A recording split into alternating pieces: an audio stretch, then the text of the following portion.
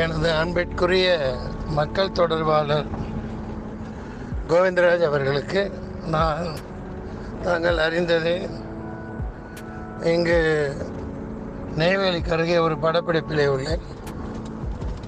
காலையிலிருந்து தொலைபேசியில் என்னை நூற்றுக்கணக்கான பேர்கள் தொடர்பு கொண்டார்கள். இதுபோன்ற ஒரு அரசியல்வாதி என்ற பெயரில் ஒரு ஈனத்தனமான, கேவலமான, அருவருக்கத்தக்க வகையில் என் திரைத்துறையில் உள்ள சக நடிகர்களை, சகோதரிகளை, என் பெண் குடும்பத்தாரை, எனது துறையில் உள்ளவர்கள் யார் குறை கூறினாலும் அது எங்களையும் சாரும். ஆண் வர்க்கத்திற்கும் அதில் பங்குண்டு.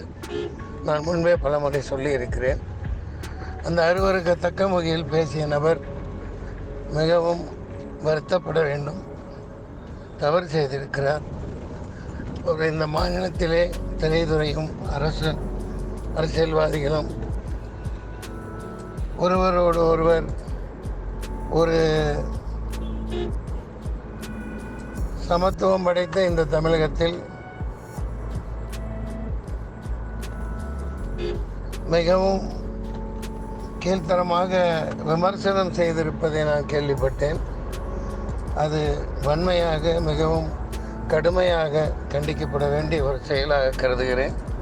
அதை யார் செய்திருந்தாலும் எனக்கு முகம் தெரியாது. இது போன்ற ஈனத்தனமான செயல்களில் வண்ணம் பரப்புவது அவர் ஈடுபட்டிருக்கக்கூடாது. சுயலாபம் பெறுவதற்காகவோ எதற்காக செய்தார் என்று தெரியவில்லை. ஒரு போக்கில் அப்படியெல்லாம் ஒரு சக திரை நடிகைகளை ஒரு கேவலமான முறையில் அப்படி பேசியிருப்பது எனக்கு மிகவும் மனதை நோகச் செய்கிறது.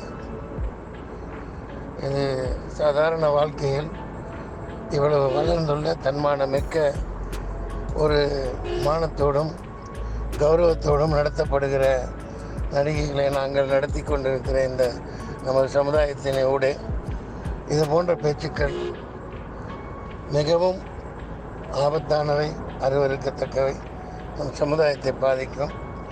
உரியவர்கள் நடவடிக்கை எடுக்குமாறு தாழ்மையுடன் கேட்டுக்கொள்கிறேன். நன்றி, வணக்கம். மன்சூர்.